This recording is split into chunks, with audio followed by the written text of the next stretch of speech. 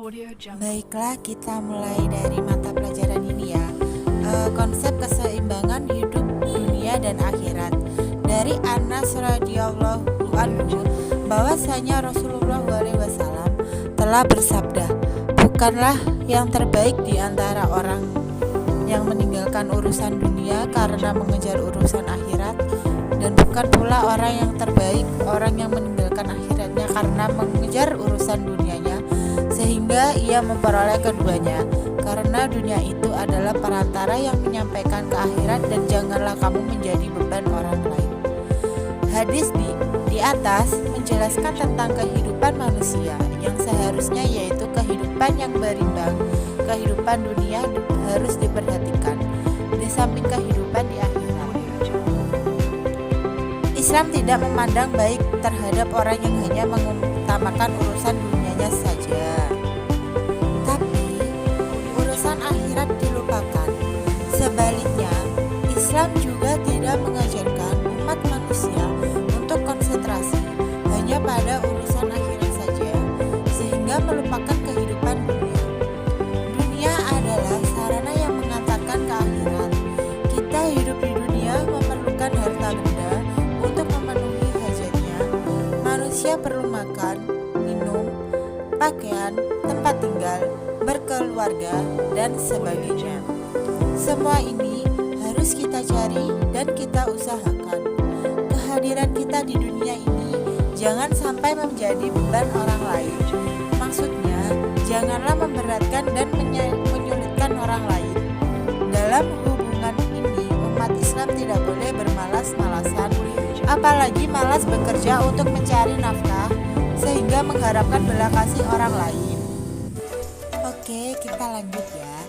Adapun ciri-ciri dari kategori ini dapat dilihat bahwa gaya hidup mereka suka berfoya-foya, mencari harta sebanyak-banyaknya. Mereka beranggapan dunia merupakan tujuan hidup, sehingga mereka hanya mencari kenikmatan dunia semata. Mereka tidak sadar bahwa harta dan kekayaan yang menjadi kesenangan mereka di dunia ini tidak akan dibawa ke alam kubur. Allah pernah bersabda, ada 3 hal yang menyertai seseorang ketika dia meninggal dunia. Pertama adalah ahlinya, kerabat dan temannya. Kedua, harta benda. Dan ketiga adalah amal perbuatannya. Kemudian ada 2 hal yang meninggalkan dia di dalam dunia, yakni ahli kubur dan hartanya. Dan yang satu yakni amal perbuatannya yang menyertai dia di dalam kubur. Hadis riwayat Bukhari. Oleh sebab itu, amal perbuatan yang baik akan menyertainya kemudian kenikmatan, dan amal perbuatan yang buruk yang serta melanggar norma-norma Allah akan menyertai berupa siksaan di dalam kubur. Golongan yang lebih mengutamakan urusan duniawi daripada urusan akhirat, ini termasuk muslim. Oke, ini ada video sedikit ya tentang keberkahan dunia dan di akhirat. Selamat menonton anak-anak. Ketika dia diberi kesedihan, maka dia bersabar. Ketika dia diberi kebahagiaan, maka dia akan senantiasa bersyukur kepada Allah Subhanahu wa taala. Apapun yang terjadi pada kehidupan kita, sejatinya sebagai bentuk kasih sayang Allah terhadap kita.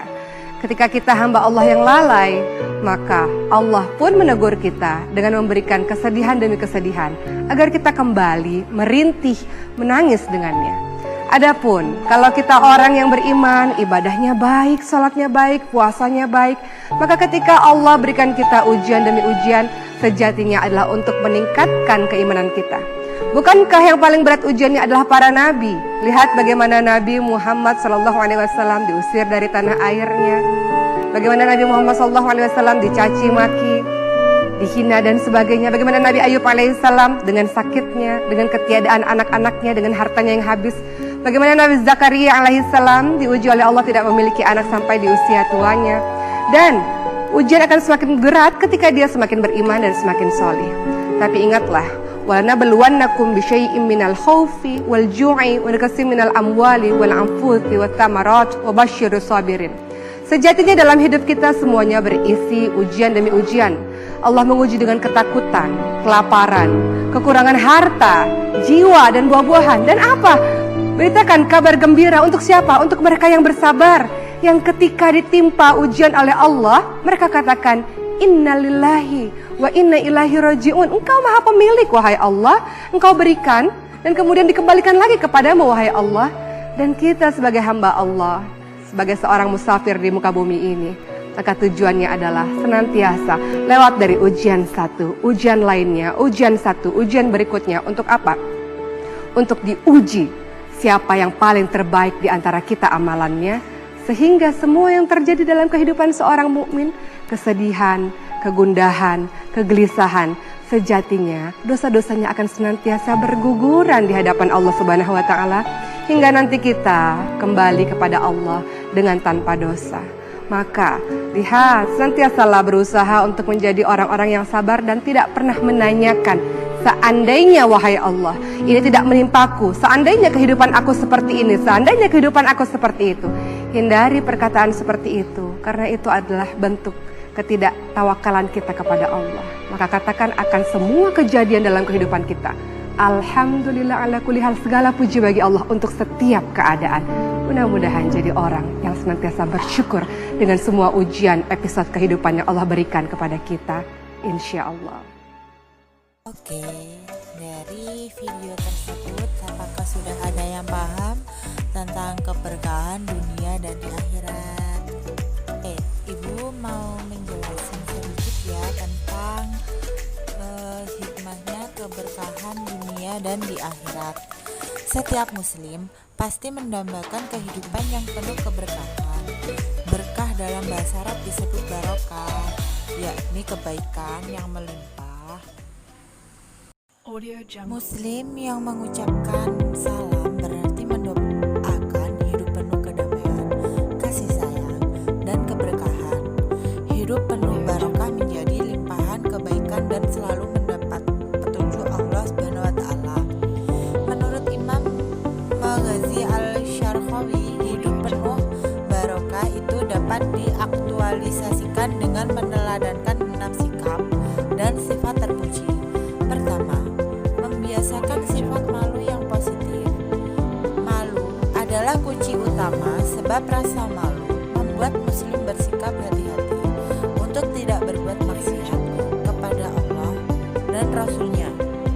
Rasulullah SAW pernah bersabda, memberi nasihat kepada para sahabatnya, hendaklah kalian merasa malu kepada Allah dengan sebenar-benarnya. Para sahabat menimpali, alhamdulillah, kami sudah merasa malu kepada Allah ya Rasul. Rasulullah lalu menyatakan, tidak, kalian pernah belum merasa malu. Orang yang betul-betul merasa malu di hadapan Allah hendaklah menjaga kepala berikut isinya, menjaga perut berikut isinya, dan mengingat mati serta musibah. Siapa yang menginginkan kebahagiaan akhirat hendaklah meninggalkan perhiasan dunia. Siapa yang sudah melakukan itu semua berarti telah betul-betul memiliki rasa malu. Kedua, bersyukur karena ia merupakan kunci peningkatan rezeki. Menurut Ibnu Qayyim Al-Jauziyah, syukur merupakan pujian dan pengakuan hamba terhadap nikmat Allah yang disertai rasa cinta dan ketaatan kepadanya. Dari Quran Surat Ibrahim 14. Ketiga, tutur kata dan komunikasi yang baik. Hal ini merupakan kunci terbukanya hati dan pikiran. Komunikasi dan tutur kata yang baik adalah sedekah. Sedekah yang paling ringan dan mudah adalah memberi senyuman kepada sesama. Tahukah kalian tunjukkan suatu amalan yang jika kalian kerjakan, maka akan mendapat saling mencintai. Nabi Shallallahu Alaihi Wasallam pernah bersabda, sebarkanlah salam di antara kalian. Hadis riwayat Muslim. Keempat, berbakti kepada orang tua. Sikap ini merupakan kunci keridhaan dan kesuksesan hidup. Keridhaan dan doa orang tua merupakan pintu masuk segala kebaikan dan keberkahan hidup. Kelima, menghiasi diri dengan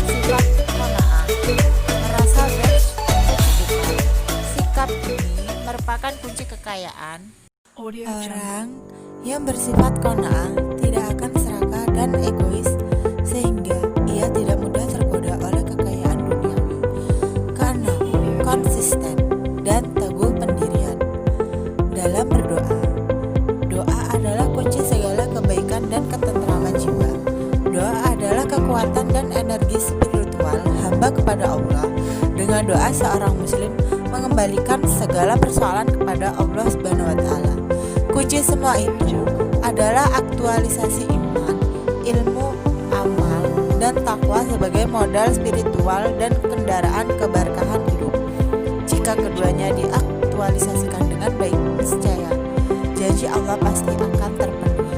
Quran Surat Al-A'raf ayat 7. Meraih hidup penuh berkah harus senantiasa mendekatkan diri kepada Allah sekaligus mendekatkan diri melalui kesalehan personal, ritual, dan kesalehan sosial serta moral. Baik, di sini penjelasan video pembelajaran. Apakah ada yang mau ditanyakan atau gimana? Atau sudah paham? Baiklah, kalau sudah paham atau sudah jelas. Dari penjelasan ini, apabila